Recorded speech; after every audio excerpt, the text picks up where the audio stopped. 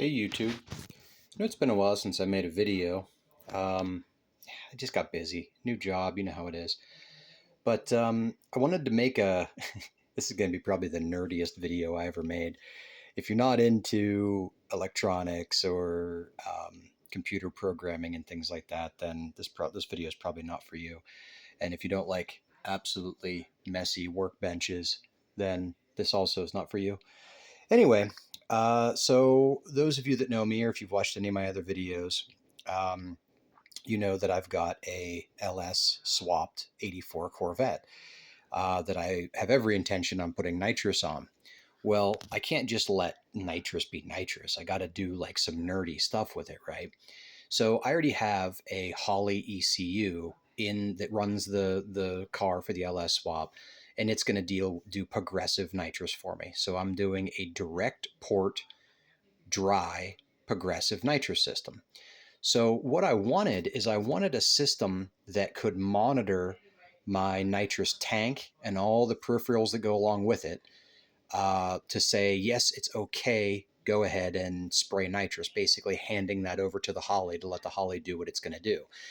And I could have bought a Dominator ECU and done a lot of that, but I don't know if you've priced those lately. Dominators are a little expensive. And you don't need to do that in this situation. There's a way cheaper option, and that's what I'm going to go through with you today. What I have here on my desk, I have a Koyo Click PLC. If you're not familiar with them, and I know I have no terminal strips and this looks awful, all you Arduino and Raspberry Pi guys that use breadboards and breakout boards and buttons are cringing right now, and that's okay. But anyway, I have a Koyo Click PLC and I have a Seymour HMI. Just to put it into perspective on the cost of both of these, and also I have some cards in here. So this is the actual PLC unit itself here.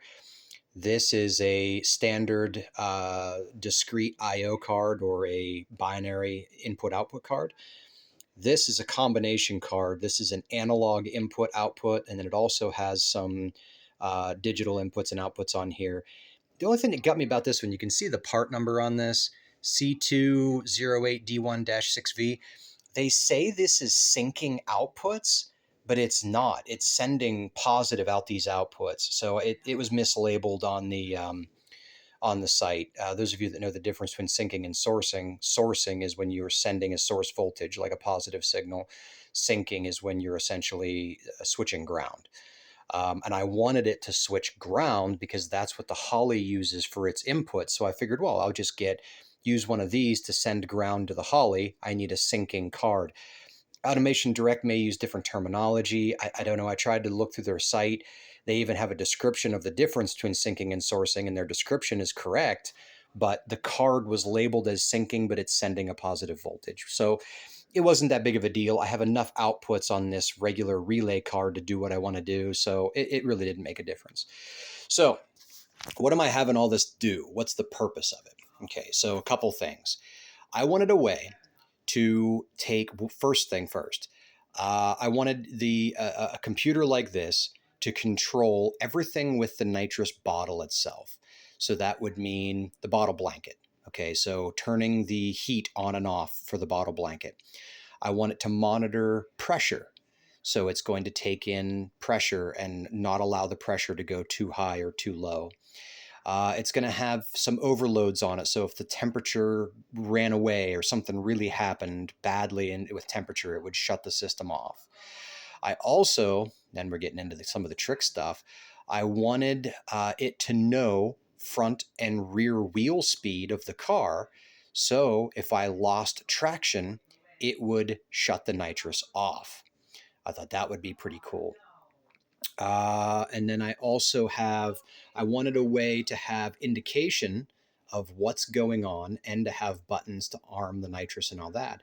This is a really easy way to do that. I don't have to wire anything. It just works off one phone line and I get all kinds of indication and things like that. So I'll show you what I have here. Let's start with the wheel speed. Okay, what I wanted to do for wheel speed. These PLCs are capable of taking in, they have high-speed inputs on them, which are more than adequate to receive wheel speed sensors from a reluctor wheel. That's beneath them as far as their capability goes. It can easily see the pulses coming from a wheel. If you do the math, my Corvette my Corvette did not have ABS from the factory. So what I've done is I've taken spindles off of a later Corvette and put them on my 84 with the knuckles that give me the provision for a wheel speed sensor for ABS. So I have really two different options to utilize that. I can either use that reluctor wheel and reluctor itself, which puts out an AC sine wave. I can convert that to a digital signal. They have a little box that does that conversion. And honestly, I don't know how well they work. And I can feed that digital pulse into the PLC. If you count how many pulses that would be, there's 47 teeth on that spindle with a 27-inch tire, which is what my Corvette has, at 150 miles an hour, works out to about 1,500 pulses a second, okay? Roughly, give or take, a little less than that, but I'm rounding up here for math's sake. So about 1,500 pulses, or 1,500 hertz, if you will. This thing can handle 100,000 hertz input. So we're not even close to taxing it. What you're limited to is the sensor itself, and I'll get to that guy here in a second. I haven't decided yet if I'm going to stick with the factory GM reluctors and convert it to a pulse, or if I'm going to remove them and use an 8mm prox like this. This is an inductive prox, and it can see the teeth on that reluctor wheel. At least I think it can. I haven't tested that yet, but that's my next step. So if I put one of these on the driver's side front wheel and one of these on the driver's side rear wheel, and it can count the pulses. This prox, by the way, is good for 3,000 hertz. That's its maximum. I'm only pushing it to 1,500, about half of that. So it can actually pulse fast enough to send the signal to the PLC so it actually knows the difference between front and rear wheel speed. And I have the program here set up so where I have the front speed pulse divided by the rear speed pulse to give me a ratio. And then if that ratio is under 97%, I think what I have it in there right now, it shuts the nitrous off. So that way you're going to get a little bit of wheel difference between front and wheel if you make, because of a turn or slightly different tire size, things like that. You have to give a leeway. You can't have it be exact. There has to be some variance there. So I have about it right now. If it's more than a 3% difference between front to rear, it shuts the nitrous off. I may play with that number. That may not be what I stick with. That's just for trial testing purposes to get it up and running. And then, of course, I got to go out and do a burnout and watch what happens. I mean, that's inevitable. So we'll get to that. I'm not ready for this yet. I do have it in my code, but it's not, obviously the sensor's sitting here. I don't have anything that wired up yet. I'm not ready for that. But those high speed inputs right here on this input card, not this black wire, but the two posts after it that you really can't see, inputs 1 and 2 on here. Those are that's what I'm using for the high speed input. So I don't have anything even connected to the PLC for those right now.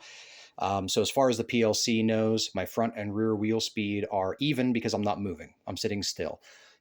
So that one's good. All right. So that's the first thing. It wants to know wheel speed. I also wanted a way on this little HMI, and where I'm going to install this is, if you're familiar with an early C4 Corvette, the little compartment you have there for your switches for your seats and to move your rear view mirrors around. Well, my rear view mirrors haven't worked in years, and I ripped out the power seat tracks a long time ago. So that's just a glorified change holder for me. So I'm going to cut that out a little bit and put this guy right in that socket. One, it'll clean up the interior, I think, and that's a great place for it. So what this is going to do is show me my permissives, and I'm going to power it up here in a second and show you what I mean by that. But it's going to show me what needs to happen before it sends the OK signal to the Holley ECU to run the nitrous, to give it the OK signal to go. So to do that, I'm going to show you how I got to start this up. If you're not familiar with Click brand PLCs, these are a Japanese-made PLC that is very, very inexpensive. If you're used to Allen Bradley or Siemens stuff, you're going to be blown away by the price of these. They do program in software that was directly stolen from RS Logix, which is Allen Bradley. From my understanding, what I was told is the patent rights were up on RS Logix, so Click just stole it. Now their software will only program click PLCs. You can't use their software on an Allen Bradley, but it's so similar in most respects. If you're at all familiar with it, it's easy. But even if you're not, if you've never programmed a PLC before, it's not hard to learn. It's really not. I mean, it's not like programming in Arduino and C++ or programming in Python. It's way easier than that. Everything's programmed in ladder logic. It's almost like putting together a schematic. And I'll scroll down through, and I don't know how well you're going to be able to see this on the laptop here, but you can see it just looks like a schematic, right?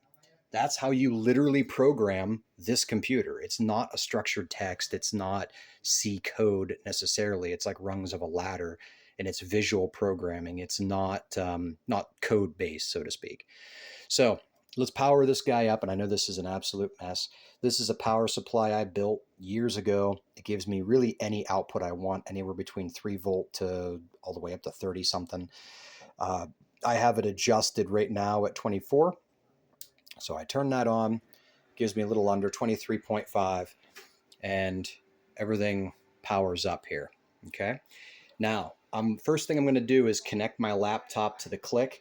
Now, this particular laptop doesn't have a Ethernet port on it, or an RJ45 port. So I have to use this USB adapter. And I don't know why, but using the USB adapter, it takes a few seconds to connect. It won't do it instantly. So I get to the connect screen, and I have to keep hitting refresh until that turns yellow. And again, I don't know why it does that. Okay, so there it turned yellow. Now it'll connect. That is not an issue when you're not using that adapter. It just pops up as yellow instantly. So I don't know. But it took me a little bit to figure out you have to just sit there and wait on it. Okay. So if we look over here, we can kind of see what we have going on. What I have programmed in here, it is monitoring bottle pressure and bottle temperature. Now, these numbers aren't real. I mean, they're real numbers, but what's happening here is this is designed. I have on my analog inputs these two guys over here. No, I'm sorry. These two right here. That's what this loop of wire is actually connecting together. I'm going to have a pressure transducer that sends a 0 to 10 volt signal to the PLC based on pressure. And it reads 0 to 1,000 PSI.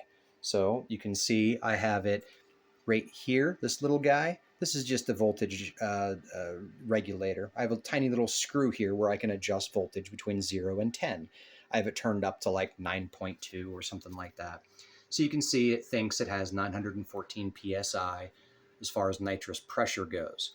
This temperature, I'm actually using the exact same voltage. I just used a math function to knock the number down. I'm going to take a thermocouple probe and wrap it in the bottle between the nitrous bottle and the blanket. And in that way, I know how hot the bottle is. I'm not really doing a lot with that in the program yet as far as temperature. I just wanted to keep an eye on it. And then if I push my function button, I can cycle to my other screen. These are all my permissives that need to be met before nitrous can be armed or before the Holley gets the signal to go. So bottle pressure has to be okay, and that's just based on PSI. I have 850, I believe, is the cutoff in the software. Bottle open, so I'm going to have an electric bottle opener on this, and I'm going to have limit switches, so the PLC actually knows when the bottle is all the way open or all the way closed. So is the bottle open? Line PSI, I'm going to have a pressure switch after that on-off, so that way it knows if there's actual pressure in the line or not. System armed, has the arm switch been turned on?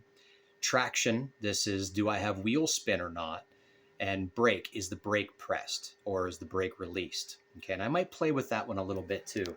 I don't want the nitrous to be able to run if the brake has been pressed. Also, the way I have this programmed with the traction, if I lose traction, this permissive will go away and stay off until I tap the brake.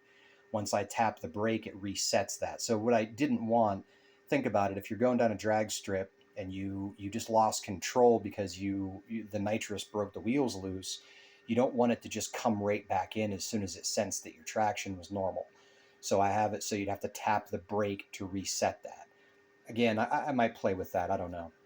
So the system armed. Let's talk about that. The system armed is this F1 button right here. If I press that, it blinks, and now you can see system armed has popped up. Okay. Now, bottle open. Well, if I look over to my mess over here, right, I have, which one is it? Bottle open. That's this wire right here. So if I touch that here, I'm giving it power. You can see bottle open permissive is made, and now F2 is blinking. That means that that's my F2 and F3 are bottle open, bottle closed. So once that starts blinking, that means that it thinks the bottle is open for sure. And the last one is line pressure. So if I look at here, bottle closed, pressure switch. So sorry, this is tough to do one-handed.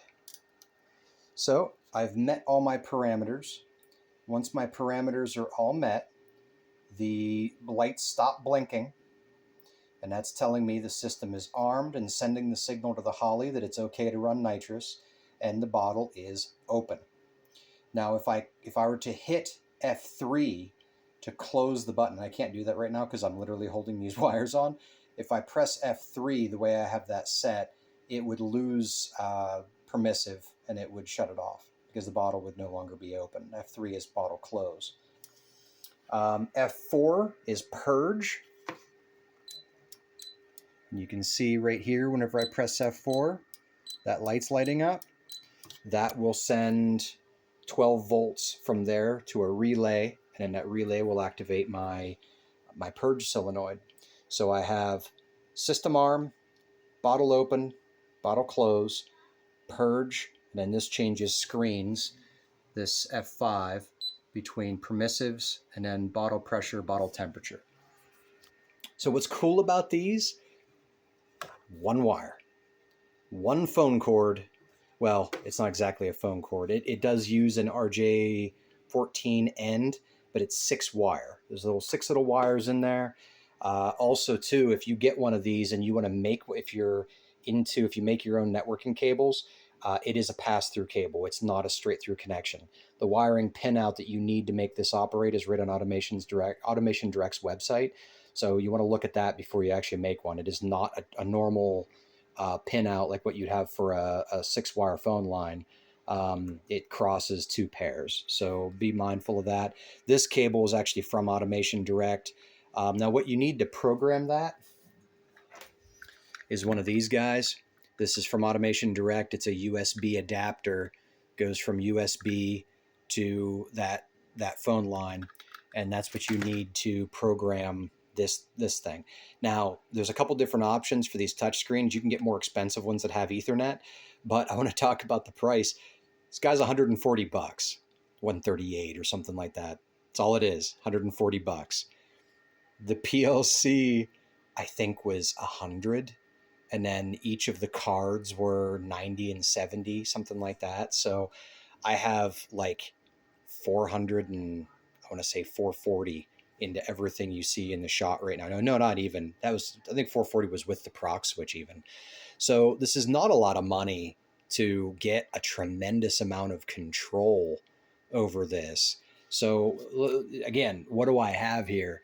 I have a computer that will monitor my wheel speed, cut nitrous off if I lose traction.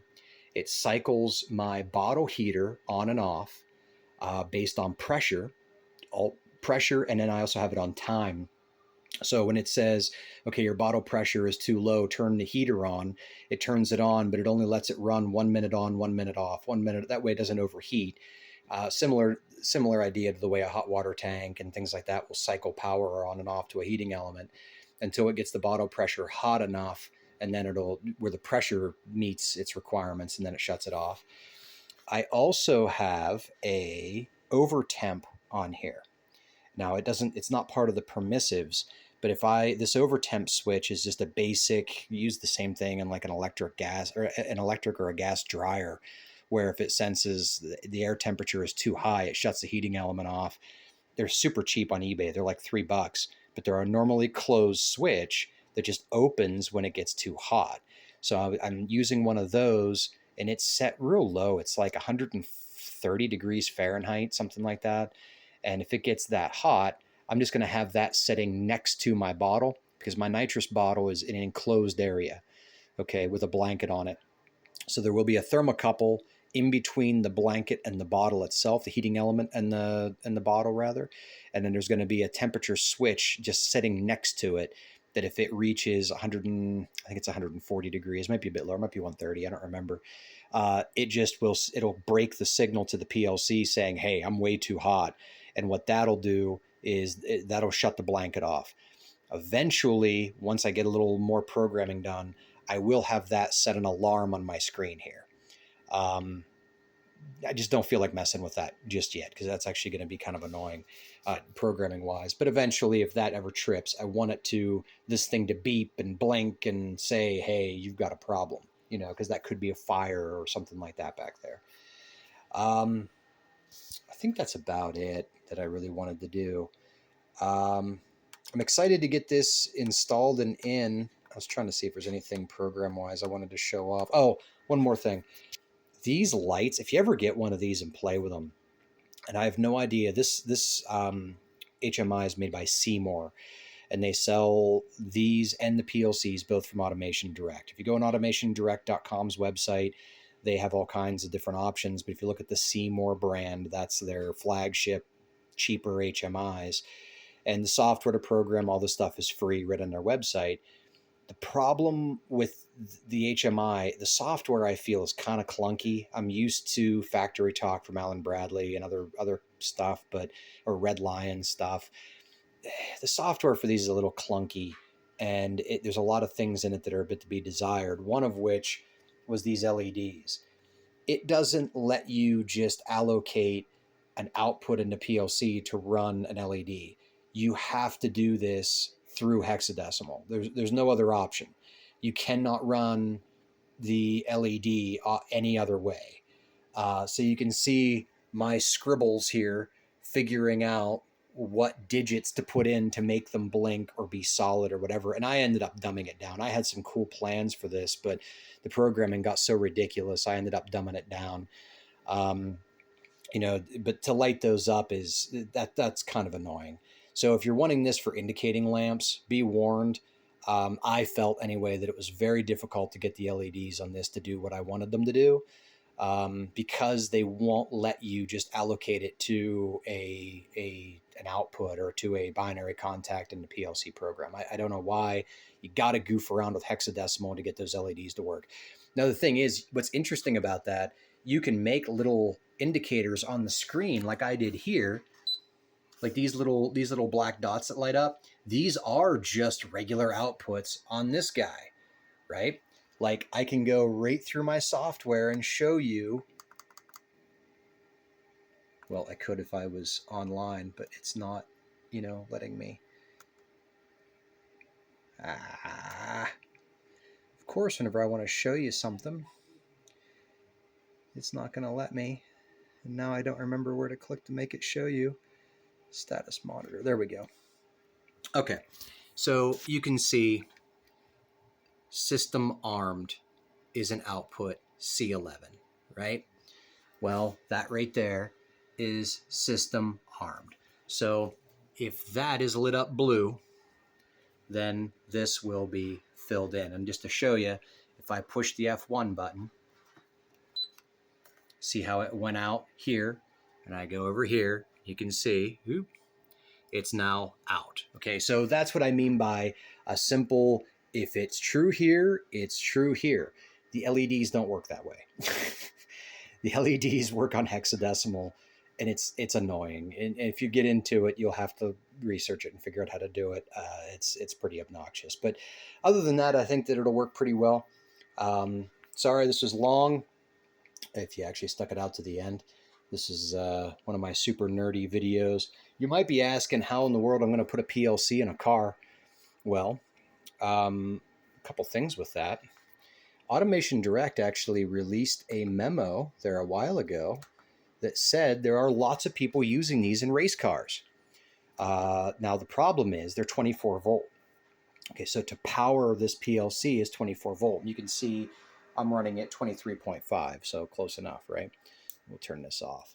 So how do you do that? Well, Rhino brand, which is a kind of a cheaper Chinese company that makes power supplies, they make a power supply or a DC to DC converter that takes in anywhere from, I believe it's 8 to 24 volts and converts it to a perfect 24 DC for a PLC, and it gives you up to 1 amp of capability. That's more than enough to run anything on here. The vibration and heat specs on that power supply are more than suitable for automotive use. So I'm going to take, and they're small, they're real tiny. It'll sit next to this guy. The PLC and the cards themselves in this are rated high enough that as long as it were inside a vehicle, they could withstand vibration and heat.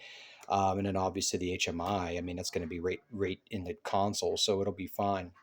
So in theory, this should all work. As far as where I'm going to mount it, it's going to be in the driver's side compartment right behind the driver's side seat. So you'll lift up one of those compartments in a Corvette and you have those cubbies down in there. I'm going to build a steel frame that sits down in there that holds all this stuff. I'm going to have the PLC with the cards, power supply. I may or may not put a cooling fan in there. I haven't made up my mind on that yet. And then all the relays and fuses and everything are going to be in the back where the nitrous bottle is. So that's all I got, guys. Like I said, kind of a long video, pretty nerdy, but I'm pretty excited. I think it's kind of a cool project, and I'll be making another video once I get it installed and I start doing testing and stuff. And I'm, go do some burnouts and watch, watch on the screen that it's shutting it off. I'll see if I can get a video of that stuff. All right. Thanks for watching.